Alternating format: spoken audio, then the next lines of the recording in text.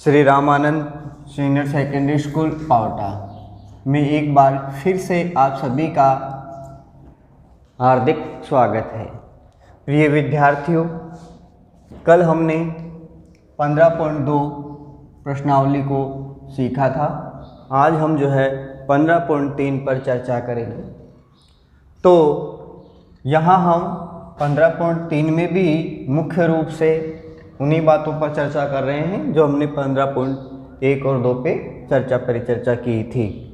तो वही सवाल सबसे पहले इसमें भी त्रिज्यखंड से संबंधित, वृत्तखंड से संबंधित सवाल आएंगे कि जैसा कि कल आपको मैंने बताया था, दो त्रिज्याओं के बीच का जो भाग बनता है, वृत्त का जो भाग बनता है उसको त्रिज्यखंड कहते हैं। छोटा भाग लघु त्रिज्यखंड, बड़ा भाग दीर्घ त्रिज्यखंड कहा जाता है।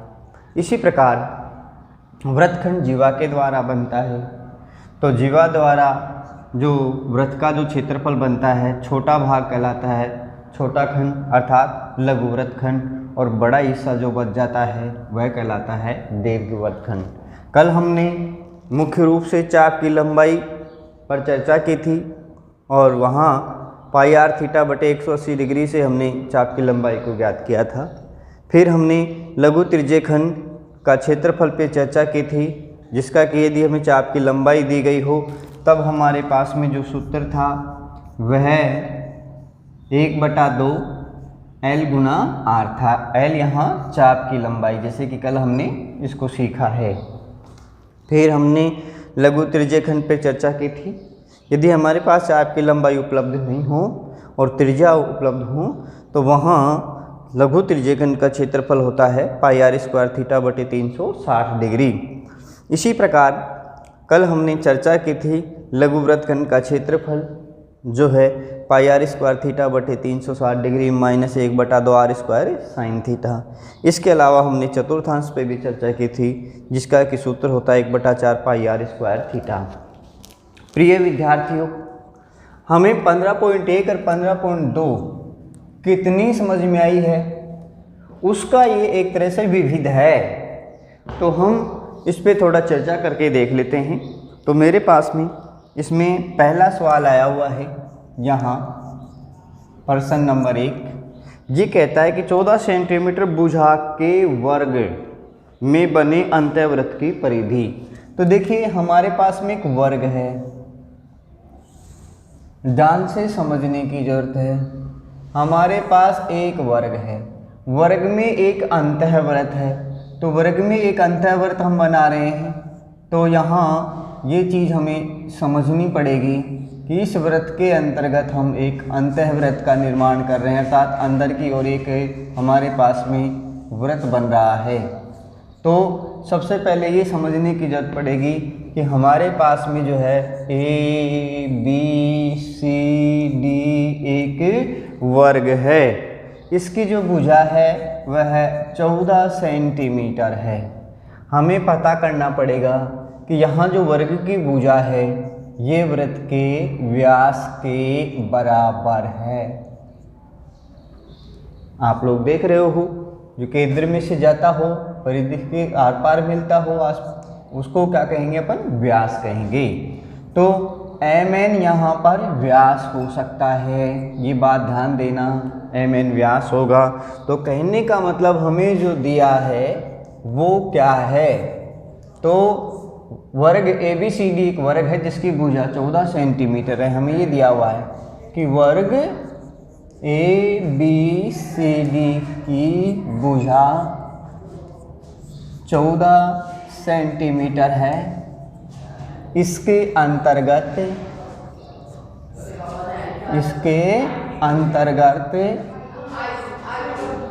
एक वृत्त है, तो यहाँ हमसे पूछा है अंतःवृत्त की परिधि बताओ, ज्ञात करना अंतःवृत्त की परिधि,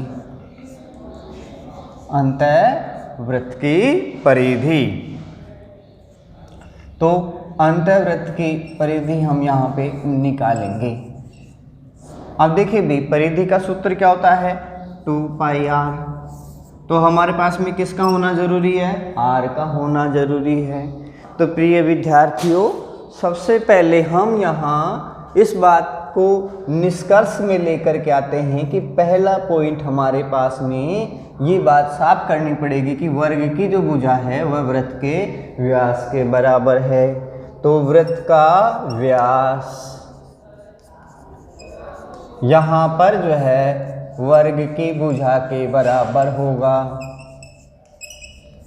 अब वर्ग की भुजा हमारे पास में 14 सेंटीमीटर है, तो इसलिए व्यास भी हमारे पास 14 सेंटीमीटर होगा।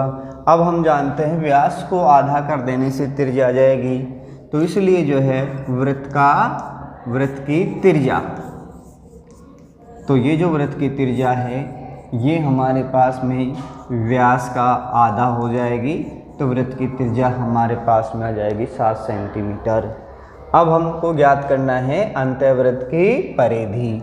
तो अब हम यहाँ पर ले लेंगे प्रश्नानुसार वृत्त की परिधि। हमने 15.1 में पढ़ा था वृत्त की परिधि का सूत्र क्या होता है, 2πr। 2πr यहाँ से 2 गुना 22/7 गुना में आ गया 7, 7 से 7 कट गया, 42 दूनी 44। तो ये वृत्त की परिधि हमारे पास में आ गई है 44 सेंटीमीटर। तो इस प्रकार से प्रिय विद्यार्थियों, यदि हमारे पास में कोई समस्याग्रस्त सवाल आता है तो पहले उसको समझना पड़ेगा। वर्ग था तो वर्ग की जो भुजा है वह व्यास के बराबर होगी, ये बात क्लियर करेंगे तभी बात सवाल आएगा। और व्यास का आधा करेंगे तो तिर जाएगी, और फिर आराम से हम जो है वृत्त की परिधि या वृत्त का क्षेत्रफल ज्ञात कर सकते हैं। इसी प्रकार से प्रिय विद्यार्थियों, मेरे पास में इसका अगला सवाल आता है। तो अगले सवाल को हम किस प्रकार से सरल करने का प्रयास कर रहे हैं ये एक बार हम फिर से देख लेते हैं। यहाँ मेरे पास में जो सवाल नंबर 2 है ये दिया हुआ है, किसी वृत्त की परिधि और त्रिज्या का अंतर 74 है।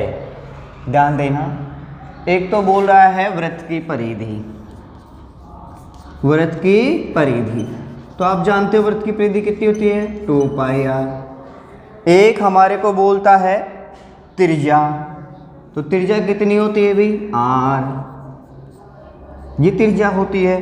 तो यहाँ दोनों का अंतर, तो अंतर का मतलब क्या होता है, बीच में माइनस लगाना अंतर कहलाता है। तो दोनों का अंतर कितने के बराबर है अभी, 74 के। तो हमें सबसे पहले समस्या दी हुई है, तो समस्या को हम क्लियर करते हैं।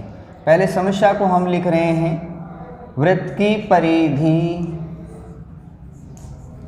वृत्त की परिधि एवं त्रिज्या का अंतर 74 है। ये हमारे पास में एक समस्या है। समस्या को अब हम मैथ के रूप में लिखते हैं। तो प्रिय विद्यार्थियों, वृत्त की परिधि होती है 2πr, अंतर का मतलब होता है माइनस, किसका अंतर है भी, त्रिज्या का, कितने के बराबर है, 74 के बराबर है। तो ये हमारे पास में यहाँ प्रश्नानुसार आता है कि वृत्त की परिधि और त्रिज्या का जो अंतर है वह 74 के बराबर है, और पूछ रहा है वृत्त का क्षेत्रफल बताइए। तो देखिए पहली बात, r यहाँ भी, r यहाँ भी, r कॉमन आ गया, r यहाँ से कॉमन आ जाएगा, तो 2π माइनस 1 बराबर 74। तो यहाँ से हम r का मान निकाल लेंगे, 74 बटे में 2π माइनस 1 बटे में चला जाएगा। अब हम यहाँ पर क्या कर रहे हैं, यहाँ r का मान हमारे पास में आ चुका है। अब हम यहाँ पर पाई का मान रखेंगे जो 22/7 होता है। तो 74 बटे में 2 गुना 22/7 माइनस 1। प्रिय विद्यार्थियों, अब हमारे पास में सवाल तभी आएगा जब हमको यहाँ पर 2 गुना 22/7 - 1 के बारे में हमारी समझ हो। तो प्रिय विद्यार्थियों, ये हो जाएगा हमारे पास में 22 दूनी 44/7 - 1, 7 हमारा लघुत्तम हो जाएगा। तो 44 - 7 एकम 7, 44 में से 7 की हमें बाकी करनी पड़ेगी। तो यहाँ 44 में से हम 7 की बाकी कर रहे हैं, तो आप बाकी करिए भाई। तो यहाँ हमारे पास में रह जाएगा 34/7। यहाँ बाकी कर रहे हैं तो 37/7, ठीक है भाई। बाकी का देखो गलती मत कर लेना भी, जैसे मेरे से ही होगी मिस्टेक, बाकी आप आराम से कर लेते हैं। 14 में से 7 गए तो कितने बच गए? 7। यहाँ बच गया है 3। तो थोड़ा ध्यान, जल्दबाजी नहीं, तो थोड़ा हम आराम से कर सकते हैं इसको। तो मेरे पास यहाँ आया हुआ है 74 में, मैंने इसको रफ किया, आप भी इसको रफ करना, ठीक है भाई। अब हमारे पास में यहाँ जाता है 37/7। देखो भाई, अब ये डबल बटे की राशि है, अतः ऐसी स्थिति में 74 गुना में 7 ऊपर चला जाएगा और 37 हमारे पास में नीचे आ जाएगा। अब आप लोग देखिए, यदि हमारे पास में भाग जा रहा है तो हम भाग दे देंगे, और भाग नहीं जा रहा है तो हम भाग नहीं देंगे। तो देखिए क्लियर जा रहा है। 37 को आप 2 से गुणा करो, यदि इतना पहाड़ा नहीं बोलना आता हो मान लो, तो 7 दूनी 14, 3 दूनी 6, 1 7। तो बोलो कितनी बार भाग गया? साफ 2 बार जा रहा है कि नहीं? हाँ बिल्कुल, साफ 2 बार गया। तो 2 गुना 7, तो आर हमारे पास में आ जाएगा 14 सेंटीमीटर। प्रिय विद्यार्थियों, इस प्रकार से यदि समस्या पर कोई सवाल आधारित होता है तो हमारे पास में देखो उसकी इकाई होना जरूरी है। यहाँ त्रिज्या, वृत्त के लिए त्रिज्या का होना जरूरी है, बेलन के लिए त्रिज्या और ऊंचाई का होना जरूरी। इस प्रकार जो भी आकृति हो उसकी मेन इकाई आपके पास में हम निकाल लेंगे। सो हमने इस समस्या से त्रिज्या ज्ञात कर लिया, अर्थात साधारण तरीके से भी ये इतना दे सकता था कि वृत्त की त्रिज्या जो है 14 सेंटीमीटर, वृत्त का क्षेत्रफल बताओ, वो साधारण तरीका था। लेकिन इसने हमको समस्या पर डाल दिया। तो समस्या को समझना, समस्या को सरल करना ही हमें आना चाहिए। अब हम यहाँ लिख देंगे, आप नीचे लिख देना, प्रश्न 9 हमें पूछा है वृत्त का क्षेत्रफल, वृत्त का क्षेत्रफल। तो अब आप लोग भाई वृत्त का क्षेत्रफल ज्ञात कर सकते हो। पाई आर स्क्वायर 22/7 गुने में 7 गुने 7 है, यहाँ 14 गुने में 14। तो आप बड़ी आसानी के साथ में जो है भाग दे सकते हो। 14 में भाग दिया, 2 बार गया, यहाँ आराम से आप लोग जो है रब कर सकते हो। तो 22 को 14 दूनी 28 से हमें क्या करना पड़ेगा? गुणा करना पड़ेगा। एक साथ से भाग 2 बार चला गया था, तो यहाँ 8 दूनी 16 और बच गया हमारे पास में 1, 2 दूनी 4 और 1 5, तो 6 और 5, 6, 1 और 6। तो कुल मिलाकर के आपने देखा बड़े ही सुंदर तरीके से हमने इस समस्याग्रस्त सवाल को सरल किया। तो प्रिय विद्यार्थियों, सवाल की समझ, जो समस्या है, समस्या को हमें समझना पड़ेगा। समस्या को सरल करते हुए हमें जो है उसकी मेन जो इकाई है, जैसे त्रिज्या वृत्त में मेन होती है, वो हमारे पास में आ गया। अब हम क्षेत्रफल ज्ञात कर सकते हैं, कोई दिक्कत वाली बात ही नहीं है। परिधि भी ज्ञात कर सकते हैं, इसमें भी कोई दिक्कत वाली बात नहीं है। प्रिय विद्यार्थियों, इसी क्रम में हम थोड़ा आगे और बढ़ते हैं। तो थोड़ा और आगे बढ़ते हैं तो हमारे पास में जो है अगला सवाल आ रहा है, इसको आपको ध्यान से समझना होगा। तो अगला सवाल मेरे पास में एक चित्र दिया हुआ है जिसको मैं आपके सामने रख रहा हूँ। तो मेरे पास में एक वृत्त है, यहाँ मेरे पास में एक वृत्त है। तो वृत्त में ये 2 त्रिज्याएं हैं, O इसका केंद्र है, एक त्रिज्या A है, एक त्रिज्या B है। यहाँ मेरे पास में AB जीवा है, GB के जीवा के बाद मेरे पास में शेडेड एरिया है, छायांकित भाग है। ये जो है छायांकित भाग है। और यहाँ त्रिज्या जो है वह 3 सेंटीमीटर है और मेरे पास त्रिज्य खंड का कोण जो है 90 डिग्री है।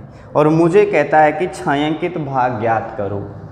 छायांकित भाग ज्ञात करो। तो प्रिय विद्यार्थियों, पहले हमें दिया क्या है, हमारे दिमाग में हम क्लियर कर लेते हैं। तो भाई वृत्त सी सर्किल ओ आर, ओ केंद्र है, आर यहाँ पे त्रिज्या है में। हमें देखो क्या दिया हुआ है अभी, एक तो हमें दिया हुआ है त्रिज्या आर, ये हमारे पास में है 3 सेंटीमीटर।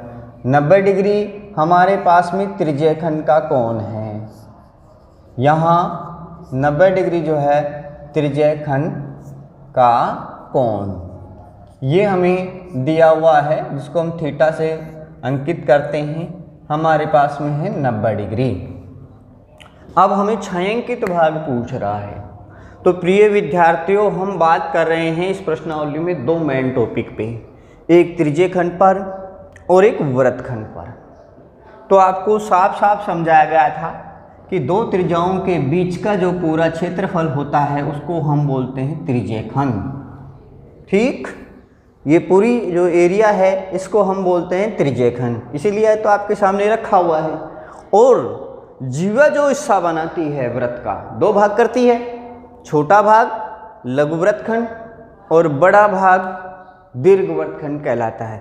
तो इन 2 को देख करके आप ये निकालो कि जो छायांकित भाग है वो क्या कहा जाएगा। उस छायांकित भाग को त्रिज्य खंड कहोगे या आप वृत्तखंड कहोगे, इस बात पे आपका सवाल डिपेंड करता है।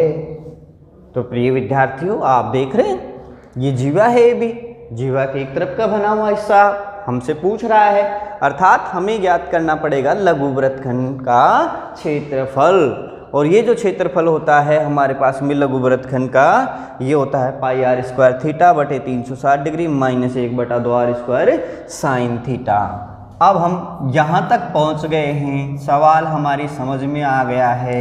ज्ञात करने के लिए बोला है छायांकित भाग का क्षेत्रफल। तो ये छायांकित जो भाग है अर्थात जो शेडेड एरिया है वो हमारी समझ में आ गया है कि ये लघु वृत्तखंड है। ये 2 चीज़ें आपको समझनी ही पड़ेंगी, तभी आप लोग सवाल क्लियर कर सकते हैं। तो हमारी समझ बहुत मजबूत होनी चाहिए इस मामले में कि भैया त्रिज्य खंड है अर्थात ये वृत्तखंड है। तो छायांकित भाग का हम यहाँ पर क्षेत्रफल ज्ञात करने का प्रयास करेंगे।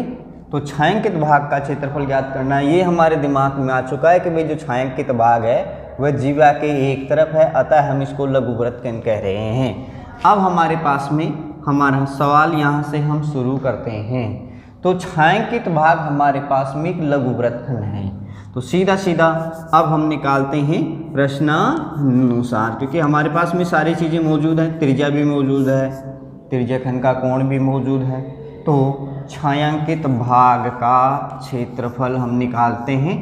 तो छायांकित भाग का क्षेत्रफल, तो यहाँ जो छायांकित भाग का क्षेत्रफल है यह लघु वृत्तखंड का क्षेत्रफल बनता हुआ दिख रहा है, लघु वृत्तखंड का क्षेत्रफल। तो हमें ये समझ के ही कोई भी चित्र हमें दिया गया वृत्त से संबंधित, तो हमें ये पक्का पता करना पड़ेगा भाई ये लघु वृत्तखंड है या ये त्रिज्य खंड कहाँ तक बनता है और वृत्तखंड कहाँ तक बनता है। तो ये शेडेड एरिया यहाँ पे लघु वृत्तखंड बना रहा है। तो लघु वृत्तखंड का क्षेत्रफल अब हमें कंठस्थ याद होना चाहिए, पाई आर स्क्वायर थीटा बटे में 360 degree minus 1/2 R square sine theta. देखो भाई बहुत सारे सवाल सॉल्व करने के हो सकते हैं या समकोण त्रिभुज का भी लगता है, लेकिन हमें उससे कोई मतलब नहीं है। हमारे पास में ज़्यादातर जो मेन सूत्र है उसको पकड़ के ही चले रहना चाहिए। तो पाई का मान हमारे पास में आता है 22/7 हमें दिया हुआ है। आर हमारे पास में 3 × 3, थीटा हमारे पास में 90 डिग्री है और 360 बटे में आ रहा है माइनस 1/2 आर स्क्वायर अर्थात 3 × 3 साइन थीटा अर्थात साइन 90 डिग्री हमारे पास में आया हुआ है। इसको हम क्लियर करेंगे। तो प्रिय विद्यार्थियों देखो भाई, हम जल्दबाजी नहीं कर सकते, हमें रफ पे ध्यान देना होगा, रफ को समझना होगा, रफ को समझ के सवाल हमको क्लियर करना का प्रयास करना चाहिए। तो 22/7 3 × 3 90/360। पहले इसको सरल कर लेते हैं अपन। तो देखिए 0 से 0, 9 चौक 36, साफ साफ जा रहा है कि नहीं भाई? बिल्कुल साफ जा रहा है। अब आप बताइए और कुछ कट रहा है क्या? भाई नहीं कट रहा है बिल्कुल भी। तो 3 3 9 हो गया। 9 को किससे गुना करेंगे अपन? 22 से। देखो साफ साफ दिख रहा है, नहीं कट रहा है। 3 3 9, 9 को गुना करना पड़ रहा है 22 से। तो 9 दूनी 18, 9 दूनी 18, 18 और 1 19, 9 दूनी 18, चल भाई 1, 9 दूनी 18 और 1 19, 198 आ गए। अब नीचे हमारे पास में कितने बच रहे हैं भी? 7। ये 4 भी 7 शामिल हो जाएगा तो 700 कितना हो जाएगा? 28। तो 198/28। ये हमने थोड़ा सरल किया है, हल्का सा सरल करने का प्रयास किया है। 3 3 9, 9 दूनी 18, 9 दूनी 18 और 1 19, 7 चौक 28 नीचे की तरफ आ जाएगा। तो बटे में आ रहा है 28। देखो इधर भी क्लियर करते हैं। देखो 3 3 9 बटे में 2 गुणे में साइन 90 का मान होता है 1। तो यहाँ हमें ये डिटेल देनी पड़ेगी कि भाई साइन 90 का जो मान होता है वो 1 होता है। इस प्रकार अब हम इसको भी पूरा सरल करेंगे और इसको भी पूरा सरल करेंगे। तो इस प्रकार से प्रिय विद्यार्थियों हमें थोड़ा बहुत जो है रफ को जो है विशेष ध्यान देना है। देखिए भी 198/28 माइनस 9/2। तो यहाँ 9/2 में तो कोई दिक्कत नहीं है, ये तो 4.5 सीधा सीधा हो गया, दिक्कत यहाँ आएगी। तो पहले सरल भी बना लो। यदि 28 का पूरा भाग नहीं जाता तो कम से कम 2 का भाग तो आप देख रहे हो जा रहा है कि नहीं भाई? हाँ बिल्कुल जा रहा है। तो 9 दूनी 18 और फिर बच गया 1, 9 दूनी 18। यहाँ 2 का भाग जा रहा है तो 2 का भाग कितनी बार गया अभी? 14 बार। अब देखिए क्या किसी का भाग जा रहा है? अब नहीं जा रहा है। तो अब हम क्या करेंगे भाई? 99 में किसका भाग दे देते हैं अपन? 14 का भाग दे देते हैं।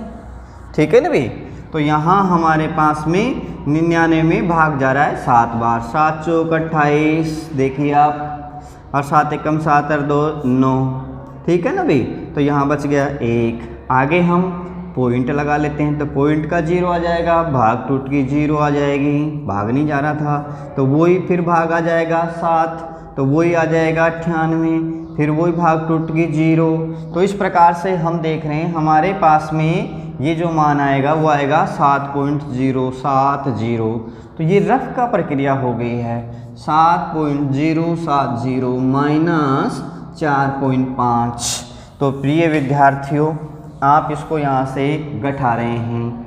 तो 7.070 में से 0.45 घटाना है हमारे को। तो ये तो सेम रह जाएगा, सीके से इधर से हासिल लेंगे। 10 में से गया 5 भाई। इधर हमारे पास में देखो कितना रह गया भाई? हासिल दे दिया था 6 रह गया। 6 में से 4 गए तो 2 बच गए। ठीक है?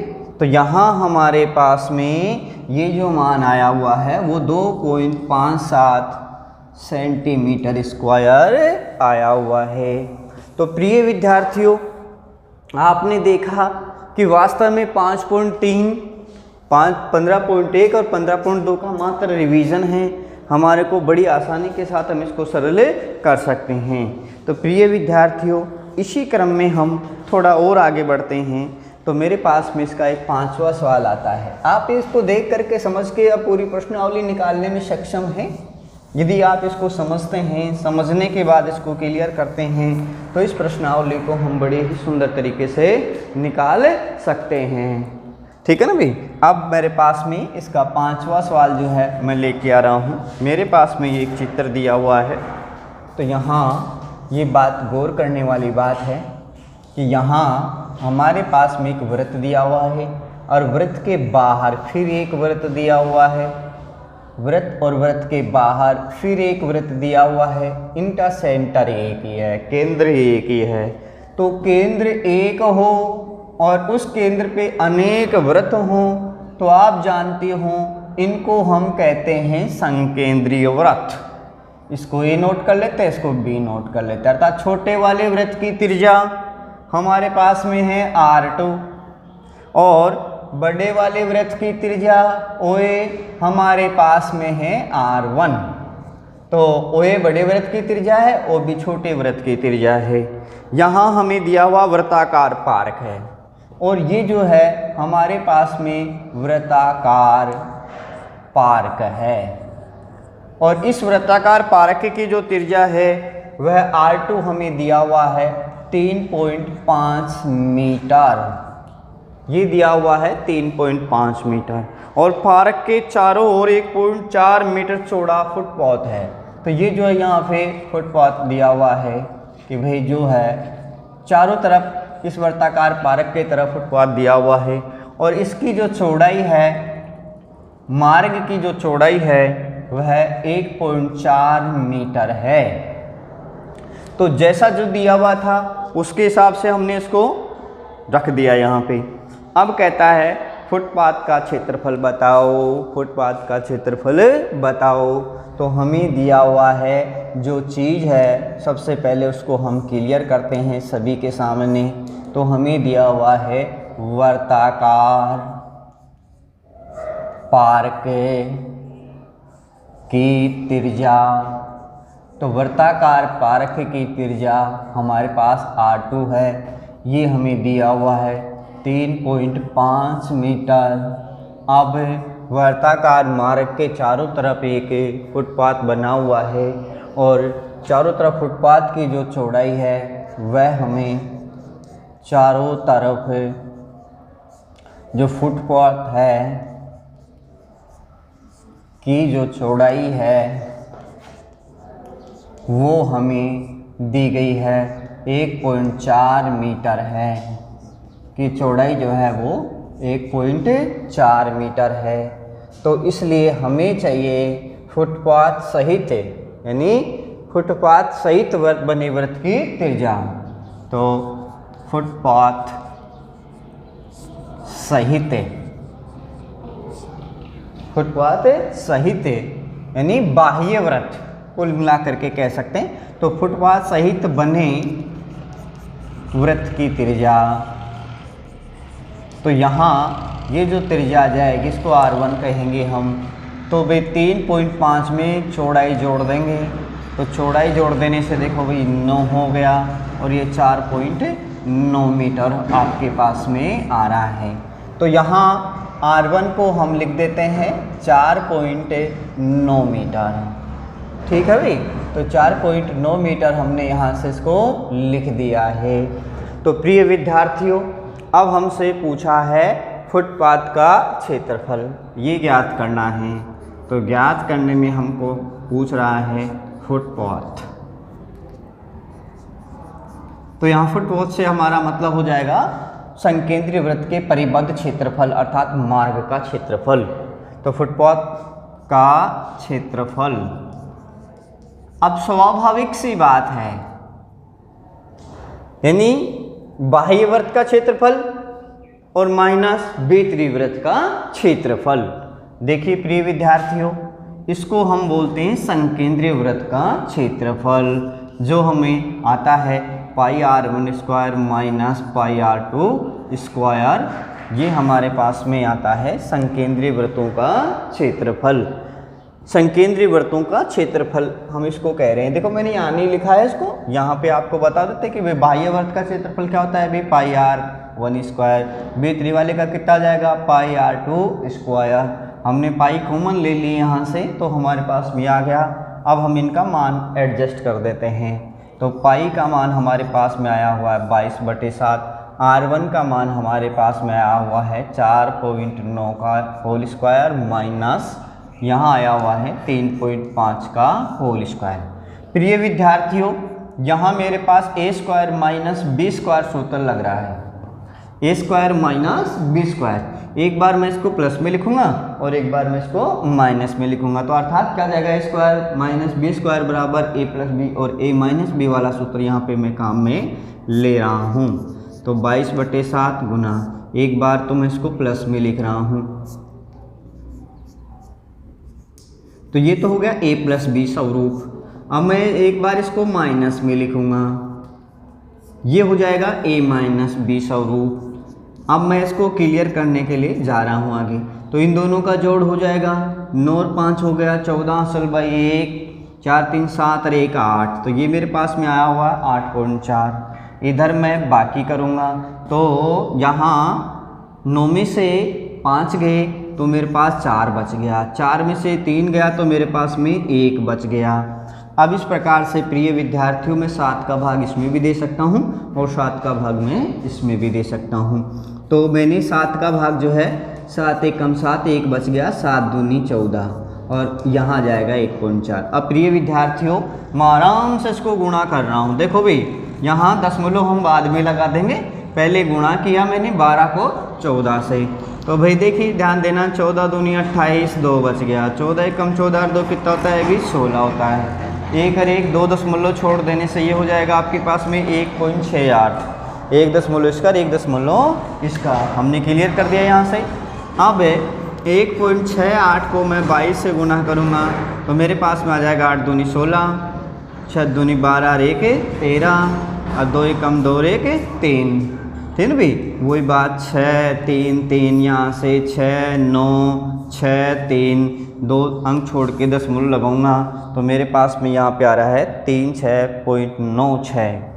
तो अर्थात 36.96। देखिए भाई मीटर में था, क्षेत्रफल है इसलिए आ जाएगा मीटर स्क्वायर। तो प्रिय विद्यार्थियों हमने देखा कि इस प्रश्नावली के सवालों को भी हम बहुत ही सुंदर तरीके से निकाल सकते हैं, बाकी बचे हुए सवालों को भी आप और उदाहरणों को भी आप बड़े सुंदर तरीके से इन चीज़ को समझते हुए आसानी के साथ में निकाल सकते हो। अब हम फिर अगले पॉइंट में फिर मिलेंगे, तब तक के लिए आपसे धन्यवाद।